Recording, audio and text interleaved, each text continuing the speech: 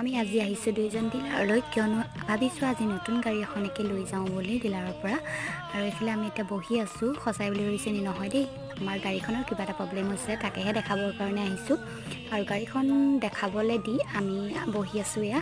আৰু আমাৰ কাৰণে এয়া কফিও দিলেহি।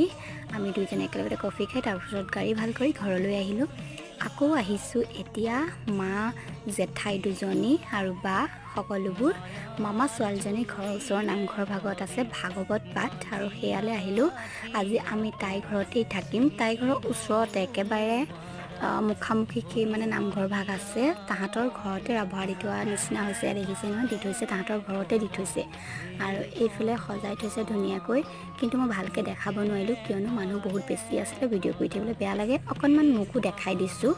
আৰু এয়া খাবলৈ গৈছিলে মানুহজনে চাহ, ভিনদেউক উঠালে কিন্তু তেওঁক নুঠালে, তেওঁ বোলে ভিডিঅ' কৰিবলৈ লাজ লাগে নিজক।